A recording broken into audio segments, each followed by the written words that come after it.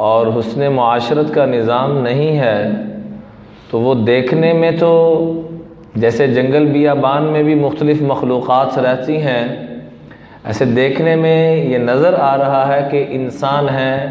قرآن ان کو اپنی زبان میں کہتا ہے یہ حیوان ہیں، بلکہ حیوانوں سے بھی بدتر ہیں۔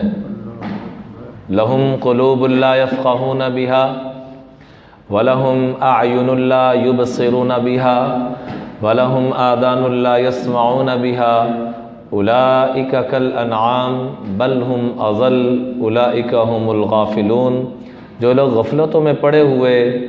اللہ کے جس حکم کو بھی اگنور کر رہے ہیں وہ حقیقت میں انسان نہیں، دیکھنے میں انسان ضرور ہیں، حقیقت میں وہ حیوانوں سے بھی بدتر ہو چکے ہیں۔ اللہ سے دعا ہے کہ اللہ تعالی ہم سب کو اس حیوانیت اور غفلت کے دائرے سے نکلنے کی توفیق عطا فرمائے۔ تو آداب معاشرے میں ایک آیت مبارکہ جو میں نے تلاوت کی، اس میں اللہ تعالیٰ فرماتے ہیں یا ایھا الذین آمنوا اذا قیل لکم، اے ایمان والو جب تمہیں کہا جائے کہ تفسحوا فی المجالس فافسحوا، کہ مجلس کو تھوڑا کھلا کر دو، تو مجلسوں کو کھلا کر دیا کرو۔ یفسح اللہ لکم، اللہ تعالیٰ وسعتوں کے، رحمتوں کے، برکتوں کے در تمہارے لیے کھلے کر دے گا۔ ساتھ ہی دوسری چیز فرمائی وَإِذَا قِيلَ انشُزُوا فانشزوا، اور جب کہا جائے کہ مجلس برخاست کر دو، جب تمہارا معاملہ مکمل ہو گیا ہے تو پھر مجلس کو برخاست کر دیا کرو، دیر تک بیٹھے نہ رہا کرو۔ اس میں دو چیزوں کو بیان کیا گیا ہے، ایک آنے کے آداب کو، چونکہ ہم نے معاشرے میں رہنا ہے تو میل جول بھی چلنا ہے، میٹنگز بھی ہونی ہے، کاروباری اعتبار سے بھی، دوسرے اعتبار سے بھی۔ تو جب یہ کہا جائے کہ آپس میں بیٹھنے کا موقع آئے تو فرمایا کم از کم التزحزح للمسلم، سرکنا، کم از کم یہ چیز۔ یہ سامنے سے ایک بندہ آیا، حالانکہ یہاں کوئی ضرورت نہیں ہے کہ میرے یہ حرکت کرنے سے اس کو کوئی فرق نہیں پڑے گا، لیکن میرے آپ کے آقا صلی اللہ علیہ وسلم کی یہ مستقل سنت مبارکہ تھی کہ جب بھی کوئی شخص آتا تو آپ کی یہ عادت مبارکہ ہوتی تھی کہ باوجود جگہ ہونے کے، جگہ موجود ہے لیکن اس کے باوجود اس کے اکرام کے لیے التزحزح للمسلم، اس مسلمان کے آنے کے اکرام میں اور آنے کی خوشی میں اپنے آپ کو تھوڑا سا حرکت دینا، التزحزح للمسلم، کہ تھوڑا سا یہ سرک نہ آئیے، تشریف لائیے، بیٹھیے، حالانکہ جگہ ادھر بھی موجود ہے، ادھر بھی، لیکن تھوڑا سا سرک جانا، تھوڑے سا اپنے آپ کو حرکت دے دینا، یہ میرے آپ کے آقا علیہ الصلوۃ والسلام نے فرمایا یہ مسلمان کا حق ہے۔ صحابہ چونکہ آقا کی محبت میں بیٹھے رہتے تھے تو بعض دفعہ آپ علیہ الصلوۃ والسلام تھک جاتے، کچھ اور معاملات ہوتے، تو کہا گیا کہ جب مجلس کا مقصد پورا ہو جائے تو اگر کہہ دیا جائے یا ویسے ہی تمہارا جو آنے کا مقصود ہے وہ پورا ہو چکا ہے تو پھر اٹھ جایا کرو۔ اور یہ آداب آج کے دور میں مجلسوں میں بھی ہمیں اپنانے چاہیے اور ٹیلی فون کے اوپر بھی اپنانا چاہیے۔ عام طور پہ فون پہ کئی احباب کی کوشش ہوتی ہے کہ کم از کم آدھا گھنٹہ، پونا گھنٹہ جب تک بات نہ ہو تو ان کی تسلی نہیں ہوتی۔ ہاں جی، کئیوں کی ایسا تسلی نہیں ہوتی کہ جب تک آدھ پون گھنٹہ بات نہ ہو جائے یا اگلے دا بیلنس ختم کر دو یا اپنا کر دو۔ اب تو خیر وہ بیلنس والا معاملہ بھی ختم ہو گیا، اتنے انہوں نے فری منٹس دے دیے، لیکن وقت، ٹائم جو ہے، ٹائم از منی، وہ سب سے قیمتی جو شے ہے وہ انسان کا کیا ہے جی؟ وقت ہے۔ بولے کہ وقت کو بھی برباد مت کریں۔ اچھا اور سناؤ کیا، جو ایک بندہ تنگ آ کے اندر ضرور کوئی سن کے سا لینا ہی، اور 3 دفعہ انہیں بیچارے نے حال پوچھ رہے، اچھا سناؤ کیا، ٹھیک ہے، کہنا اچھا اور سناؤ، ٹھیک ہے، اچھا پھر اور سناؤ، وہ آ کے کہنا ضرور کو سونے کے ساتھ لینا ہی، بس بھی کر دیں، ان کی کوئی شکر کو پوچھنا ہی۔ تو اتنا نہ زج کریں۔ یہ فون کے اوپر بھی آج کے دور میں ایسے ہی ہے جیسے مجلس میں بیٹھے ہوئے ہیں، جب بات پوری ہو جائے، خیر الکلام ما قل ودل، بہترین کلام وہ ہے جو مختصر ہو اور آپ کی بات کو مکمل کرتا ہو۔ جیسے آپ نے کسی ایسے ملک میں فون کرنا ہو جہاں بل بہت زیادہ پڑتا ہو، 200-400 روپے منٹ پڑتا ہو یا 1000 روپے منٹ پڑتا ہو، تو وہاں کیسے بات کرتے ہیں؟ ذرا تھوڑا سا پیچھے چلے جائیں، ریٹ بہت زیادہ تھے تو بڑی جچے تو لے یار کی گال کرنی، پہلے سوچ رہے بڑی مہنگی کال، تو اس سے کروڑوں گنا جو مہنگی چیز ہے وہ انسان کا وقت ہے۔ اس لیے قرآن پاک میں فرمایا وَإِذَا قِيلَ انشُزُوا فَانشُزُوا، جب یہ کہہ دیا جائے کہ مجلس برخاست کر لی جائے تو اس میں بوجھ نہ لایا جائے، یا یاد کرتے اچھا جی اجازت ہے جی۔ بعض ماشاءاللہ مہمان اتنی محبت والے آئے ہوتے ہیں کہ اگلے نے کسی جنازے پہ جانا ہے، کسی میٹنگ پہ جانا ہے، وہ اللہ کے فضل سے ایسے بیٹھ جاتے ہیں کہ یا میرا جنازہ ہونا ہے یا تیرا جنازہ ہونا ہے، باقی سارا کچھ چھڑ دے۔ تو یہ ٹھیک نہیں ہے، جن کہنے پنجابی جی لا کڈنا، یہ ٹھیک نہیں ہے، بلکہ آداب ہمیں سیکھنے چاہیے، اگلے کی سہولت کو دیکھنا چاہیے۔ اس لیے آقا کریم علیہ الصلاۃ والسلام نے فرمایا احب الاعمال الی اللہ عز وجل سرور تدخلہ علی مسلم، اللہ کو سب سے محبوب عمل کیا ہے کہ دوسروں کو راحت پہنچانا، دوسروں کو آسانی دینا۔ آسانی صرف یہی نہیں ہے کہ ہم ان کو پیسے پکڑا دیں، کسی کو راشن ڈال کے دیں، ہر موقع پہ دیکھنا کہ اگلے کو راحت کس میں ملے گی، اگلے کو سہولت کس میں ملے گی۔ جو دوسروں کی سہولتوں کو تلاش کرتا ہے اللہ اس کے لیے آسانیوں کے اتنے در کھول دیتا ہے کہ اس کی سوچ سے بھی زیادہ۔ اس لیے فرمایا خیر الناس من ینفع الناس، کائنات میں سب سے زیادہ خیروں والا انسان وہ ہے جو دوسروں کو نفع پہنچانے کی ہر وقت فکر کوشش میں، گفتگو کے اعتبار سے، معاملات کے اعتبار سے، معاشرت کے اعتبار سے، کاروباری اعتبار سے لینا ہے تو جتنی زیادہ سہولت دے سکتے ہیں دی جائے، دینا ہے تو 10 طریق طے ہے تو ہماری کوشش ہو 5 طریق ہو۔ خیر یہ معاملات کے اندر ہم اس کو ساری چیزوں کو لے کے آئیں گے، لیکن مجموعی طور پر دوسروں کو سہولت پہنچانا، دوسروں کو آسانی پہنچانا، یہ آقا کریم علیہ الصلاۃ والسلام نے فرمایا مسلمان کی سب سے بڑی نیکی ہے کہ دوسروں کو راحت پہنچائے، دوسروں کو آسانی پہنچائے، معاشرے کے آداب کو اپنے سامنے رکھے۔ اور آگے کیا فرمایا تکشف عنہ کربتن، آپ کی وجہ سے کسی کا غم دور ہو جائے، او تقضی عنہ دینا، آپ کی وجہ سے کسی کا قرضہ دور ہو جائے، او تطرد عنہ جوعا، آپ کی وجہ سے کسی کی بھوک دور ہو جائے، تو یہ میرے آپ کے آقا صلی اللہ علیہ وسلم فرما رہے ہیں کائنات کی سب سے بڑی نیکی کرنے والا ہے۔ آخر میں فرمایا لنمشی مع اخ فی حاجہ، میں کسی بھائی کی حاجت کے لیے کوشش کر کے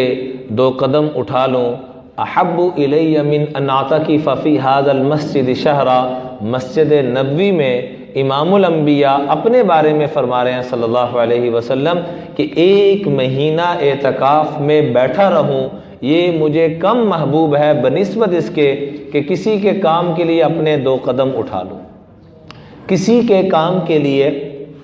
آج کے دور میں ٹیلی فون کر دوں، میسج کر دوں، میل کر دوں، فلاں کو کیسے سہولت ہو جائے، تو جیسے قدم اٹھانے کے اوپر جو ثواب ملے گا آج کے دور میں کوئی میسج کر دے، کوئی ٹیلی فون کر دے، کوئی میل کر دے، اللہ کی ذات سے امید ہے اللہ اس کو بھی وہی اجر و ثواب عطا فرمائیں گے۔ تو دوسروں کی راحت کو، سہولت کو دیکھنا، اور آقا کریم علیہ الصلاۃ والسلام نے مسلمانوں کے آپس میں معاشرے کو، چونکہ معاشرہ سوسائٹی کا نام ہے اور سوسائٹی اس کو کہتے ہیں جہاں لوگ مل جل کے رہتے ہوں، آپس میں بھائیوں کی طرح محبت کی فضا اور کیفیت ہو، اس لیے مثال کیا دی آقا کریم علیہ الصلاۃ والسلام نے مثل المؤمنین فی توادہم وتراحمہم وتعاطفہم، کہ مومنین کی مثال آپس میں رحم کھانے کی، شفقت کرنے کی، محبتیں ہونے کی، کل جسد الواحد، ایک جسم کی طرح ہے، اذا اشتکا عضوہ اشتکا کلہ، جب انسان کے ایک انگلی میں درد ہوتی ہے یا ٹانگ میں درد ہوتی ہے یا جسم کے کسی بھی حصے میں درد ہوتی ہے تو اس سے متاثر خالی وہ ایک حصہ نہیں ہوتا بلکہ کیا ہوتا ہے جی؟ سارا جسم متاثر ہوتا ہے۔ بالسمر والحمى،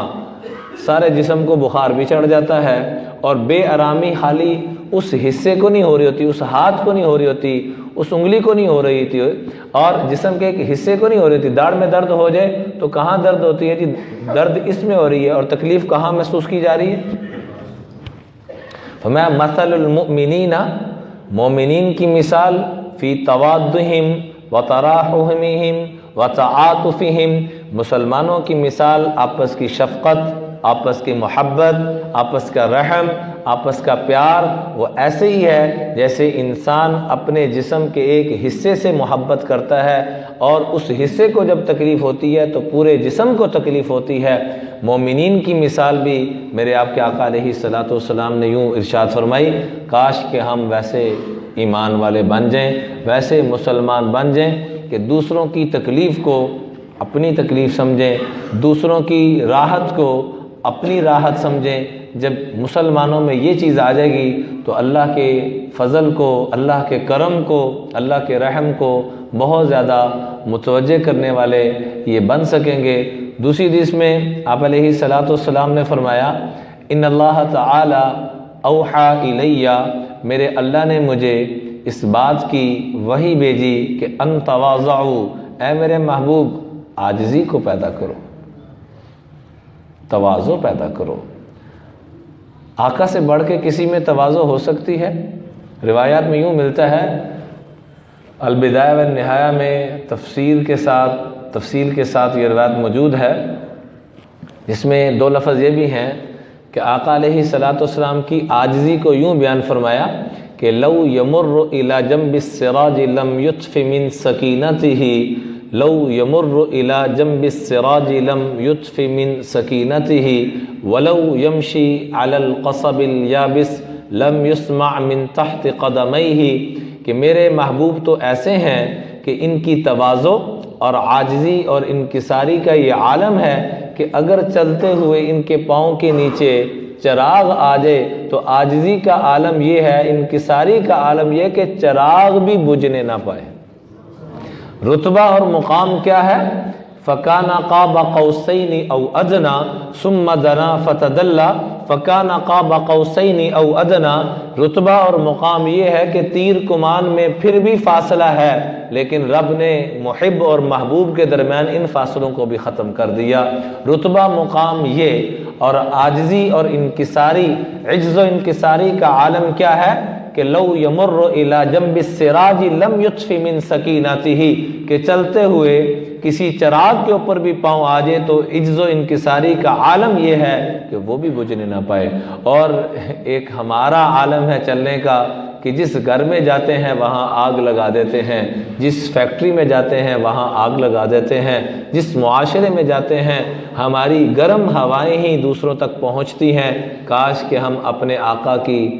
غلامی کے اس پہلو کو بھی تھوڑا سا سوچنا شروع کر دیں، اور اللہ تعالی ہم سب کو اپنے حبیب کے صدقے اس انکساری اور عجز کا کوئی ذرہ نصیب فرما دے۔ من تواضع للہ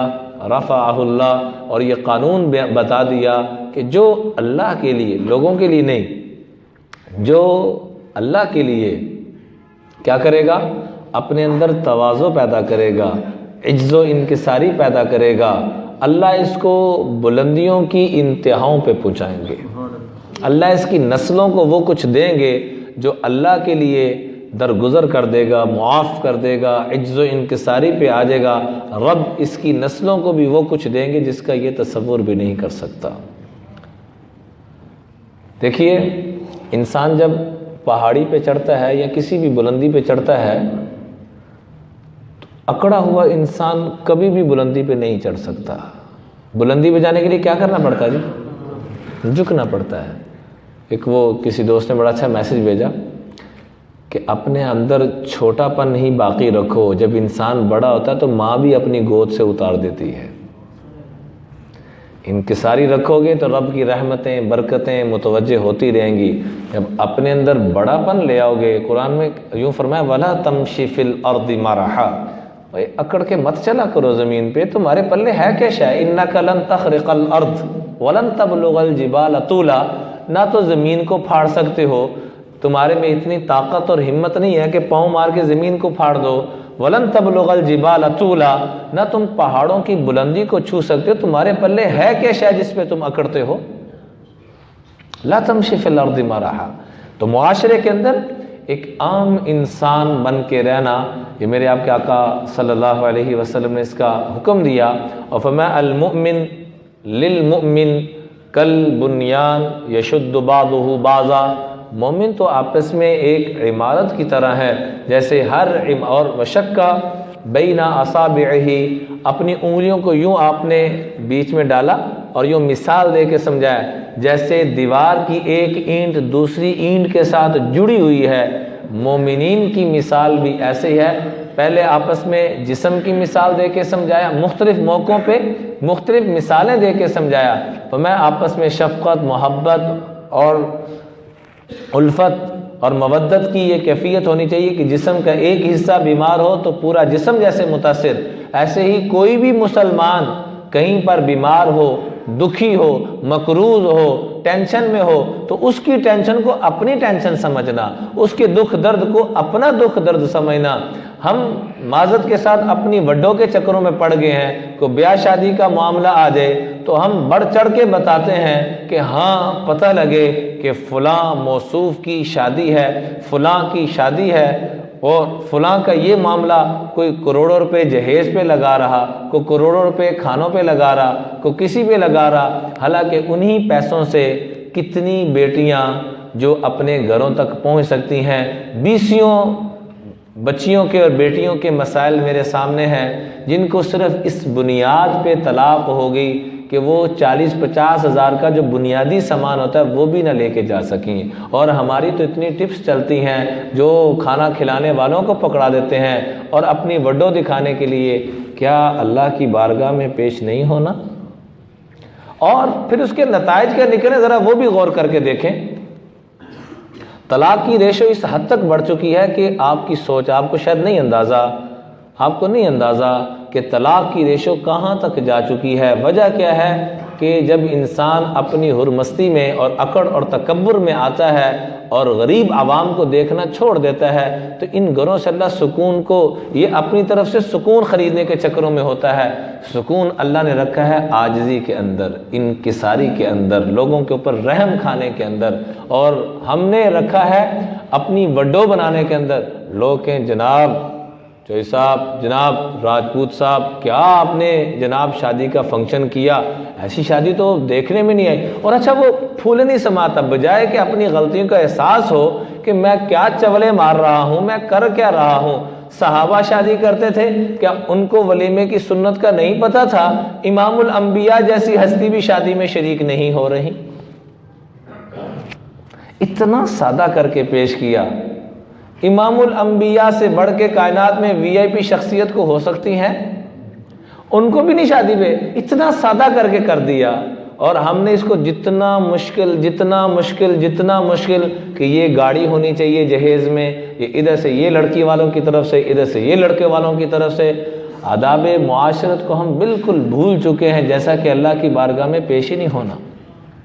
اور وہاں تو جو ذلت ہوگی رب دنیا میں دکھا رہا ہے کہ تم نے میرے حکموں سے اعراض کیا، میں کیا کروں گا؟ تمہیں تمہاری انہی سکون و آرائش کے اندر وہ ذلتیں دوں گا کہ جس کا تم سوچ بھی نہیں سکتے۔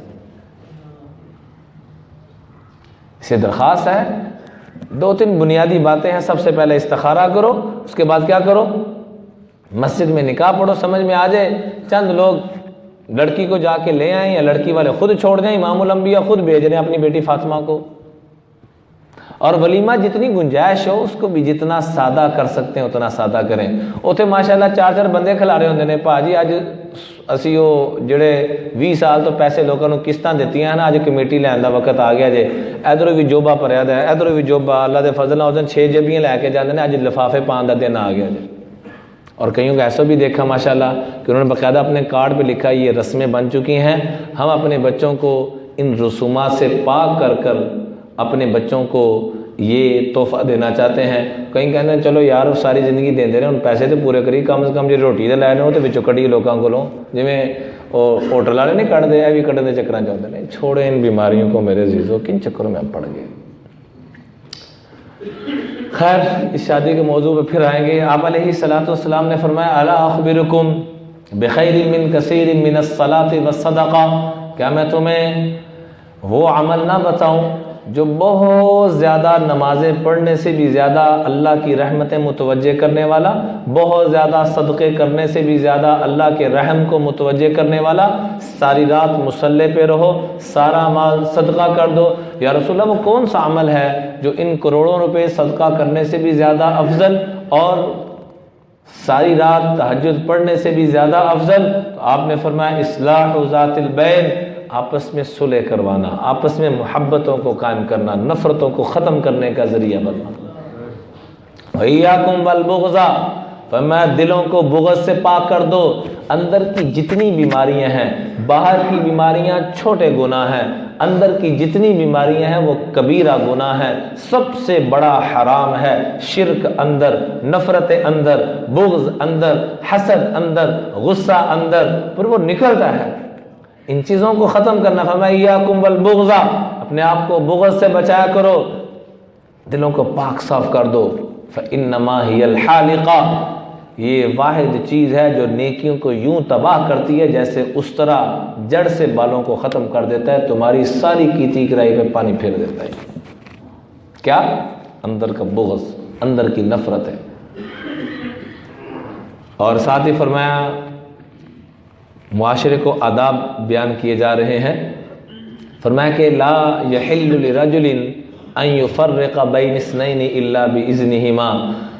کہ یہ کسی انسان کے لیے جائز نہیں ہے کہ دو شخص آپس میں گفتگو کر رہے ہیں، کوئی آدمی اپنی دفتر میں بیٹھ کے میٹنگ کر رہا ہے، اے جاوجیا جی ماشاءاللہ میں بھی آ گیا جی پاجی، وہ ان کا پتہ نہیں کیا اہم میٹنگ چل رہی ہے، کیا معاملہ چل رہا ہے، تو آپ علیہ الصلوۃ والسلام نے فرمایا یہ حرام ہے، حلال نہیں ہے، جائز نہیں ہے، ہمیشہ اجازت لے کر جاؤ۔ اور یہاں تک فرمایا معاشرے کو آداب دیے کہ وَإِذَا قِيلَ لَكُمُ ارْجِعُوا فَارْجِعُوا، آپ کسی کو ملنے کے لیے گئے ہیں، وہ اپنی میٹنگ میں مصروف ہے، وہ کہتا ہے بھائی جان میں مصروف ہوں، ہم نے معاشرے کو اتنا تنگ کر دیا ہے، وہ مصروفیت کی بجائے جھوٹ بول رہے ہیں پاجی ہے ہی نہیں،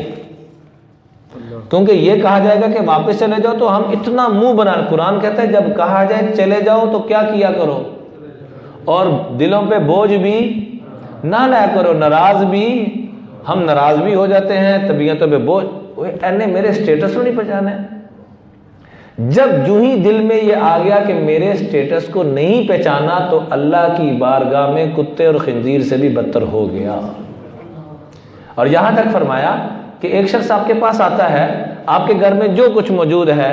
آپ وہ لاتے ہوئے جھجک محسوس کرتے ہیں، یار یہ بڑی بڑی بلا آ گئی ہے، وہ کوئی جن پوت آ گیا، کون آ گیا یار، پیسے آنے سے انسان بڑا ہوتا ہے یا عہدے آنے سے بڑا ہوتا ہے؟